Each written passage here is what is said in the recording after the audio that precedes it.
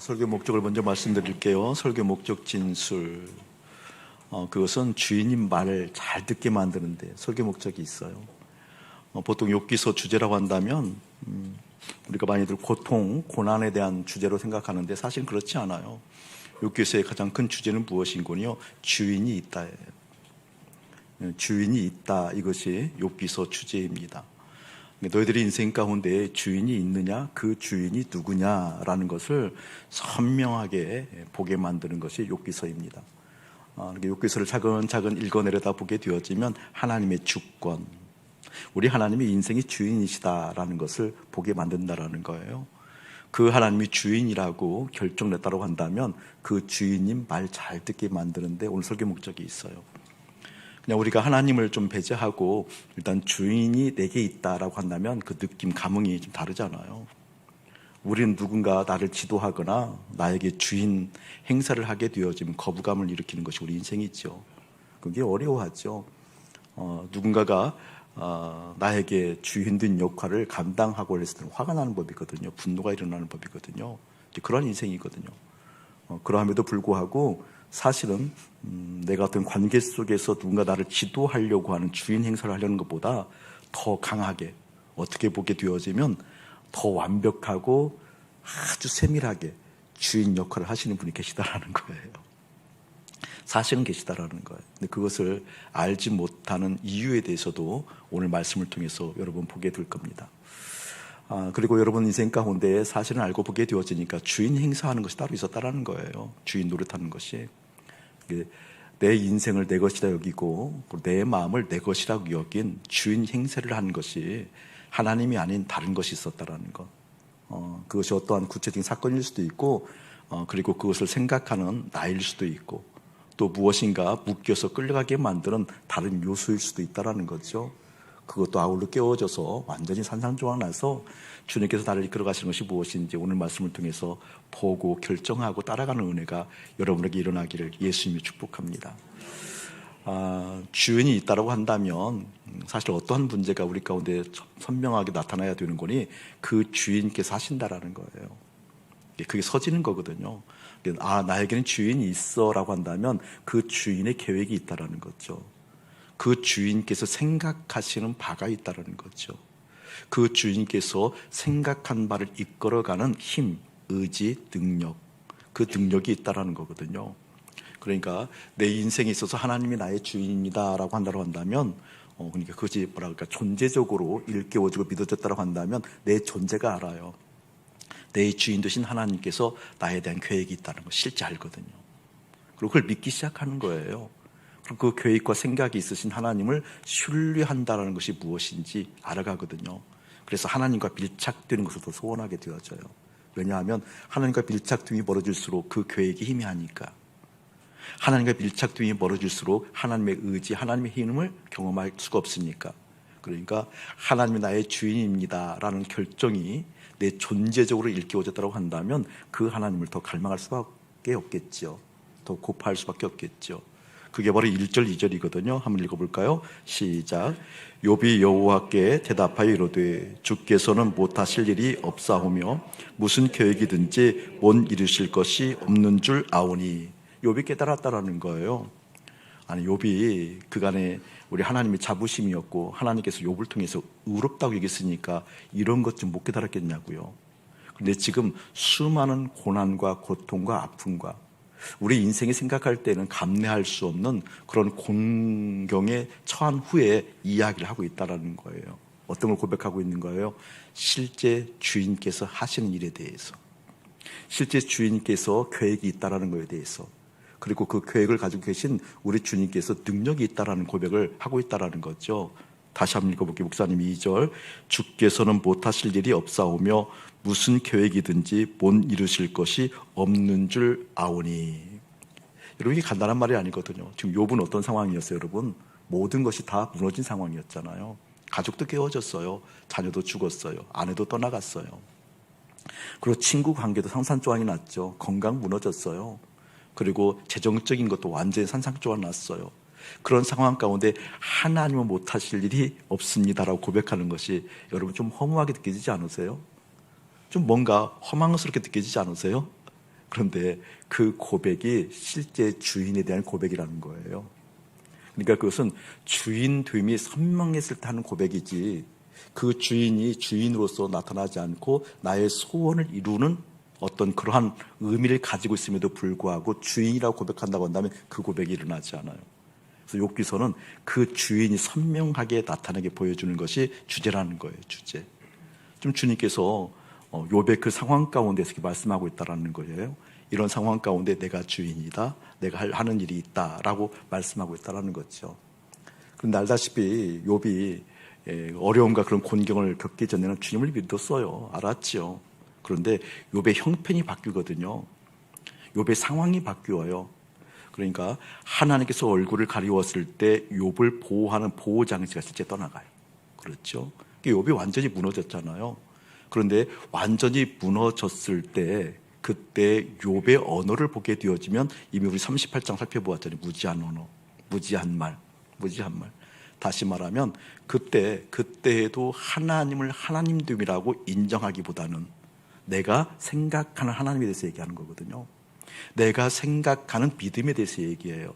얼핏 보게 되어지면 그 표현들이 틀리지 않아 라고 얘기할 수 있지만 하나님 뭐라고 말씀하셔요?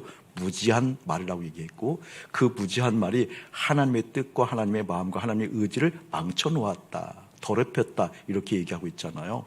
그러니까 무슨 말인 거니? 실제 주인됨이라는 것은 형편 따라 변하지 않는 거예요. 근데 욥은요, 형편 따라 변하거든요. 상황 따라 변했거든요. 그것을 변하지 않는 표현이 지금 1절의 표현이라는 거예요. 이런 상황 가운데 이 고백이 어떤 고백인가, 그 믿음의 진의, 그 진수를 보는 거죠. 다시 한번 읽어드릴게요.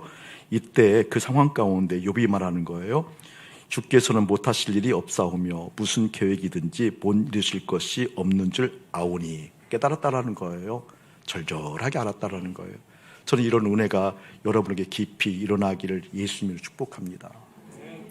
주체적인 삶이 아니라는 거죠.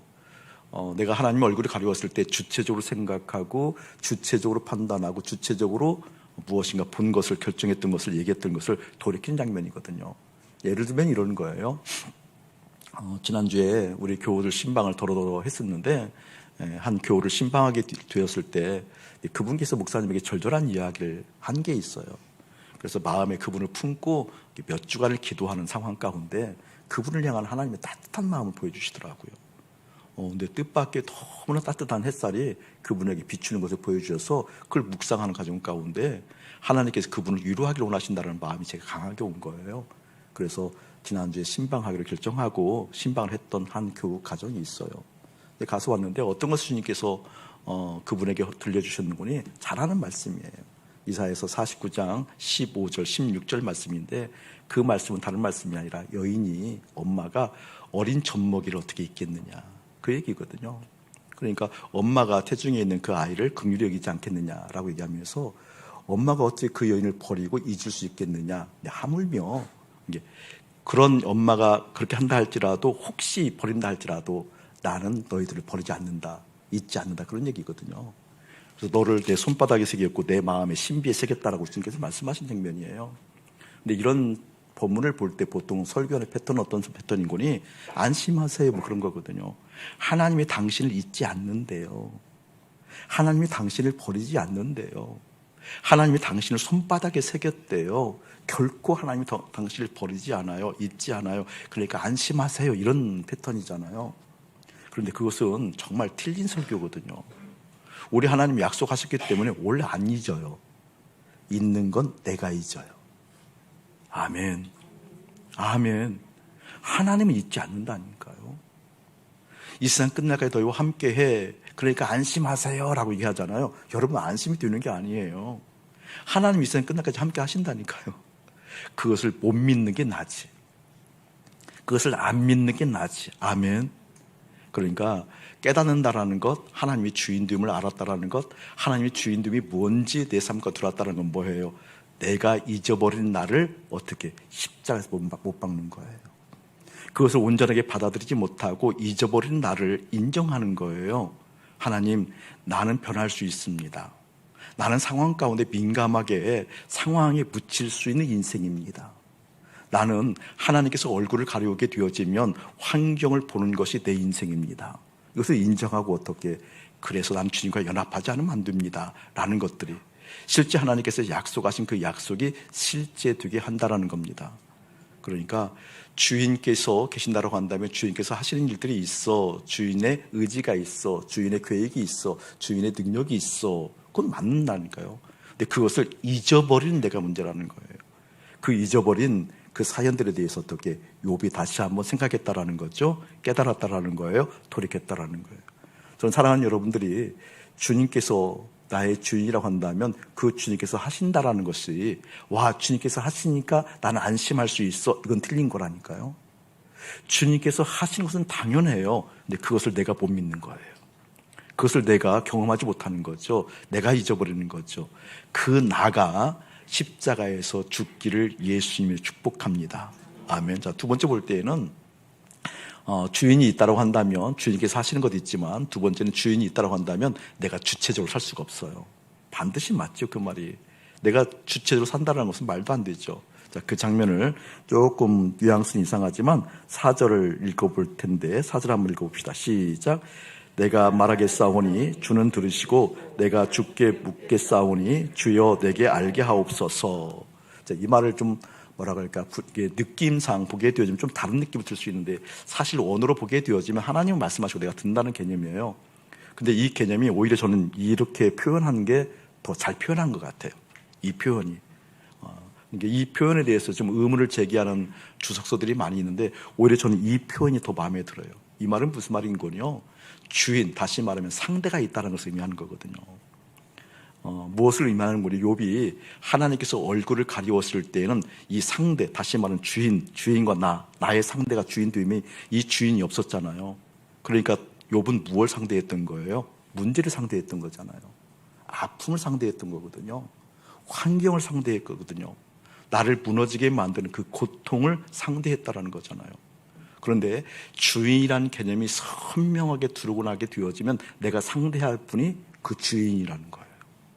이분에서 할례를 해야 돼요. 그런데 우리 인생 계속해서 요즘 설교가 패턴이 그런 내용들이 들어있지만 여러분 보세요. 먼저 무엇을 우리가 상대하는지. 이런 문제가 있어요. 아픔이 있어요. 고통이 있어요. 환경이 어려워요. 그러면 그 환경이 육신의 옷을 입고 있는 나에게 먼저 띄어지는 법이잖아요. 눈에. 그 아픔과 고통이 먼저 나에게 생각되어지고 먼저 보이는 법이잖아요. 그런데 믿음이라는 것은요, 어떤 환경이든지 하나님이 현실되는 것. 실제 그랬다는 거예요. 이 말이. 이게 욥이 가장 먼저 누굴 보고 있었다라는 거예요? 하나님을 보고 있었다는 거예요. 이제 보인다라는 거죠. 상대한다라는 거죠. 지금 내가 망했어요. 어려웠어요. 극한의 고통 가운데 있었어요. 그간에는 그것이 먼저 내 눈에 들어왔어요. 내 마음에 그것이 새겨져 있었고 내 마음에 고통의 부분으로 자리 잡았어요. 그런데 지금 뭐라는 거예요? 하나님의 주인이 명료했고 명확했고 그 주인은 능력이 있고 그 주인을 상대하겠다라는 거예요. 이게 믿음이에요. 믿음. 이게 주인이 선명한 사람들의 믿음의 표시예요. 이 은혜가 여러분에게 일어나게 될 거예요. 한 번 더 생각해 보자고요. 하나님의 얼굴을 구한다라는 것, 하나님의 얼굴이 비춘다라는 것. 오늘 5절 보게 되어지면, 4절인가요? 5절 보게 되어지면 이제 얼굴을 보았다 그러잖아요. 그러니까 상대가 있어요. 그 하나님의 얼굴을 보았다라는 거예요. 먼저 하나님의 얼굴이 비치면 여러분 나타나는 현상이 있어요. 그러니까 하나님의 얼굴이 비추는데 그 나타나는 현상에 따라서 이 믿음, 주인됨이 실제인가가 보여지거든요. 이런 거예요, 여러분. 하나님의 얼굴이 내 삶 가운데 먼저 보여진다고 한다면 내가 고통스러워요, 사실은. 왜 고통스러운지 아세요? 내 허물이 보이니까. 그냥 보이니까. 하나님의 얼굴이 마주치는 순간, 하나님이 내 안에 들어오는 순간, 하나님과 내 눈빛이 맞출 순간 내 허물이 보이잖아요. 내 죄가 보이잖아요. 그러니까 하나님의 얼굴을 먼저 본다라는 개념이 주인된 개념이 있잖아요. 그 어떤 상황보다 하나님이 먼저 보이는 거거든요. 고통스러워요, 여러분. 하나님의 얼굴을 보였을 때 그 고통은요, 반드시 돌이킴을 수반합니다. 반드시 수반합니다. 그러니까 하나님의 얼굴을 봤음에도 불구하고 돌이키지 않는다? 이것은 있을 수가 없어요. 결국 돌이켜요, 여러분. 결국 돌이키거든요. 이게 돌이키지 않고는 견딜 수가 없거든요. 하나님을 보게 되어지면. 그런데 여러분, 돌이키면 어떤 일이 나요? 시원하잖아요. 그러니까 하나님의 얼굴을 본 사람의 특징이 뭔군요? 돌이킴의 시원함을 알아요.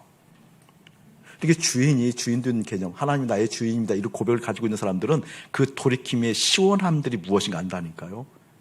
어이, 참, 이게 안 시원해. 안 시원해. 그 시원함이 실제 있다니까요. 저는 이 부분을 여러분이 좀 깊이 깨달았으면 좋겠어요. 하나님의 얼굴을 본 것처럼 주님의 말씀이 새겨진 것처럼 이야기함에도 불구하고 이 시원함이 없는 말들 있잖아요. 그게 무지한 말이에요. 그게 무지한 가르침이에요. 무지한 가르침이에요. 그런데 그걸 안다니까요. 하나님을 마주하면 돌이키지 않을 수 없다니까요. 내가 이 말을 맞아 옳은 이야기를 했는데, 말씀을 이야기했는데 그 말씀을 이야기한 뭐예요? 그 동기가 하나님께서 막 가르친다니까요. 그 동기를 반드시 체크하게 만든다니까요. 그러니까 안 돌이킬래 안 돌이킬 수 없어요. 설교자가 가지고 있는 장점 중에 하나, 가장 큰 복 중에 하나 그거거든요. 그걸 외면하기 시작하면 망하는 거죠. 망하는 거죠. 근데 가장 큰 복은 그거라니까요. 그 동기를 파헤쳐요. 동기를 파헤쳐요. 기여의 끝까지 파헤쳐요. 그래서 뭐예요? 말씀을 전할 때 오는 즐거움이 있다니까요. 왜 그런 줄 아세요? 돌이킴의 즐거움을 알기 때문에 그래요. 저는 여러분이 그것을 알기를 예수님이 축복합니다. 그래서 제가 알아요. 어떤 좋은 얘기를 한다 할지라도 그 좋은 얘기를 하시는 분의 상황을 보면 안다니까요. 보면 안다니까요. 틀림없는 사실이에요. 틀림없는 사실이에요. 저는 여러분에게 이 즐거움이 일어나길 축복합니다. 그런다고 해서 항상 감정이 붕 떠있는 그 즐거움이, 그건 아니잖아요, 여러분. 그것은 도른 거예요. 그건 사명 감당하지 못해. 그건 감정이 붕 떠있기 때문에 사명 감당하지 못하거든요. 그러니까 냉랭하다라는 의미가 아니라 무엇인가 막 기쁨에 차올라서 막 흥분된 상태를 얘기하는 것이 아니라 마음의 평화, 평강의 위력을 알아요. 마음의 평화의 위력을 알아요. 이걸 알아요. 그러니까 어떤 때는 격정적으로 주님께서 내 마음을 막 도전하셔서, 주님이 도전할 일은 없죠. 하여튼 주님께서 뭔가 원래 도전은 약자가 하는 거잖아요. 하나님이 도전한다는 얘기 잘 쓰지 마세요. 제가 잘 썼던 단어인데 아주 이상한 단어예요. 하나님 우리를 도전하는 법이 없어요. 우리의 마음을 건드시지. 건드시지. 하나님이 하셔서 뭔가 하나님의 감정을, 아픈 감정을 느낄 때 만들 때 있죠. 그럴 때는 어떤 그런 감정이 나올 수도 있죠. 그런데 그것도 알게 하신다니까요. 사실 그것 때문에 그랬는지, 그렇지 않았는지. 전 여러분들이 그러한 환경으로 어여빨리 인도함 받기를 예수님의 이름으로 축복합니다. 그것을 의미하고 있는 거예요. 이게 내 마음에 하나님의 얼굴이 보이게 되어지면 그 돌이킴의 즐거움이 있다. 돌이킴의 즐거움이 있다. 사명을 얘기할 때 우리 사역자들 보면 참 기뻐요. 갖추어져서가 아니거든요. 사역자라는 것은 온전하게 구비되었기 때문에 사역자가 아니거든요. 하나님과 함께하고 있는 흔적들이거든요. 하나님께서는 부족한 자들을 이렇게 세워요. 주님께 마음 가 있는 사람들을 통해서.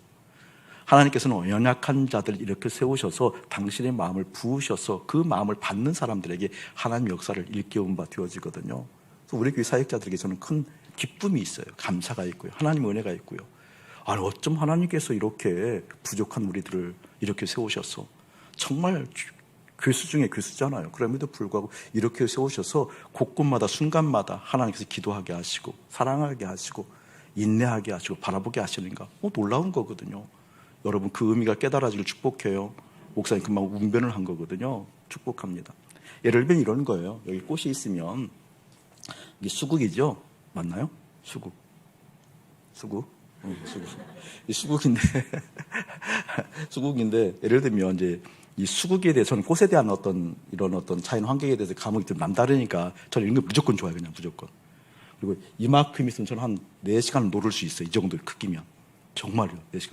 아주 재미있게 감정이 붕 떠서 사명 감당하지 못하고 놀아요. 그런 사람인데 이게 좋거든요. 이게 좋은 감흥이 있어요. 좋으면. 어떤 것들이 좋으면 감흥이 있잖아요. 그 감흥이 내 마음을 편안하게 만들고 기쁘게 만들고 내 마음을 싹 쓰게 만들어 어떤 에너지를 분출시키잖아요.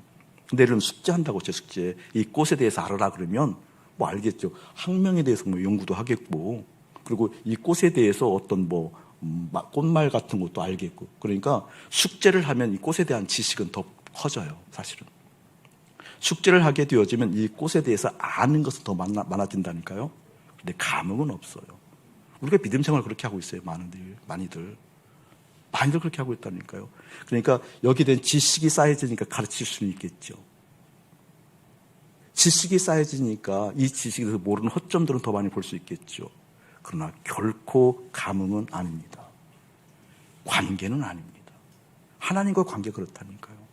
주님께서 어느 날 제 마음을 헤집고 들어오시면서 그걸 보여주신 거예요. 더 이상 숙지하지 말라고. 더 이상 숙지한 그 알무로 지적하지 말라고. 더 이상 숙지한 그 알무로 목회하지 말라고. 너 죽는다고. 실제 저는 죽음을 경험한 사람이잖아요. 죽는다고. 망한다고. 그건 불법이라고. 예수와 함께 죽은 내가 너희들과 함께 살아가는 그 실제를 통해서 말씀하신 그 감흥을 이야기하라고. 여러분 꼭 담기를 예수의 이름 축복합니다. 그것을 얘기하는 거라니까요. 하나님의 얼굴을 봤다라고 한다면 그 돌이킴의 즐거움이 있는데 그 돌이킴의 즐거움은 뭐예요? 숙제하는 것이 아니라 실제 주님과의 관계의 죽음을 통해서 그때는요 달라요. 그 동기가 이미 주 앞에 탄로났기 때문에 탄로나지 않을 수가 없거든요. 탄로났기 때문에 주님께서 함께 하시는 것이 무엇인지 우리 인생을 통해서 이끌어 간다는 겁니다. 그 회개가 있어야만 기뻐집니다. 그 회개가 있어야만 즐거워집니다.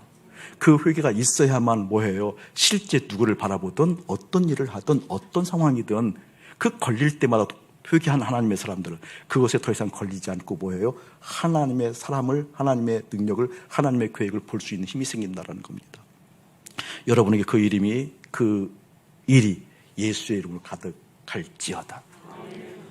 다윗 얘기를 목사님 자주 하는데 다윗과 사울을 보게 되어지면 똑같이 하나님을 알았어요. 그렇잖아요. 똑같이 제사 드렸잖아요. 똑같이 신앙생활 했다니까요. 그리고 누구나 더 사울 왕 같은 경우는 더 하나님께 예배를 더 잘 드렸겠죠. 제사를 더 잘 드렸겠죠. 주도해야 되는 거니까. 왕의 신분이 있으니까.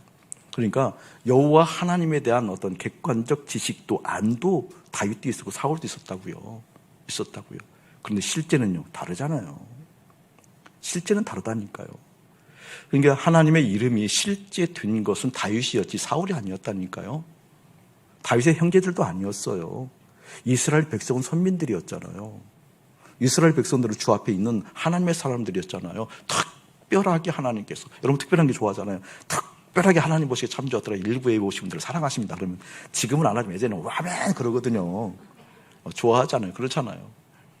그런데 그 특별한 인생들이 하나님의 이름이 실제되지 않았다니까요. 여러분 실제되면 일상이에요. 일상에서 경험하는 거라니까요. 다윗 보세요. 상처. 우리 상처 있으면 무엇인가 못한다고 그러잖아요. 걸리기 때문에 어렵다고 그러잖아요. 그 말도 맞아요. 틀린 말 아니거든요. 여러분 다윗은 상처가 많은 사람이에요. 어릴 때부터. 다윗의 아버지가 누구예요? 그 선지자 나단 선지자가 와서 이제 왕을 뽑을 때 우리 하나님께서 다윗 왕가의 이새의 집으로 가라고 그러잖아요. 가면 거기에 내가 택한 아들이 있다고 그러잖아요. 왕의 길선이 있다고 그러잖아요. 그때 쭉 형들은 다 세워놓고 열째 말째인 다윗은 목동으로 내보냈잖아요. 그러니까 아버지로부터 인정받지 못한 게 다윗이라니까. 어릴 때부터 꼬맹이가, 여러분 형제들이 많은데 꼬맹이가 아버지부터 외면당한다고 생각해 보세요. 그 꼬맹이의 심령이 얼마나 아프냐고요. 그 상처가 있는 일상에서 주님을 바라보았던 게 다윗이에요. 이게 실제 관계라는 거죠. 다윗 외로웠어요. 다윗 고독했잖아요. 왜냐하면 그 꼬맹이가 산골짜기 가서 목동일을 했으니까. 그 다윗은 무서웠어요. 공포 가운데 지냈던 사람이었어요. 그 산골장에서 목동무로서 양들을 칠 때 맹수가 몰려오면 어떻게 돼요? 그 고통이 얼마나 컸겠어요. 지금 여러분 그냥 여기 무슨 산이에요? 이게 황룡산 오늘 밤 12시에 황룡산 어디서 만납시다 하면 못 와요. 떼지어서 오죠. 손잡고 오죠. 그리고 혼자 오는 사람도 소리치면서 와요. 막 제가 경험해서 알아요. 제가 산에 가서 무서운 막 나무 가지 않을 거다 딱 치면 소리 지르거든요. 그때가 전도사 때였어요. 기도를 했는지 무서움을 잊어버리려고 노력했는지 모르지만 하여간 그렇게 했던 때가 있었어요. 소리에서 쫙 하는 이유가 주님을 알고 싶은 게 아니에요. 제가 그랬던 때가 있었어요. 어쨌든 그러는 거거든요. 다윗은 무서웠어요. 공포 가운데 있었죠. 그 과정 가운데 하나님을 만났다니까요.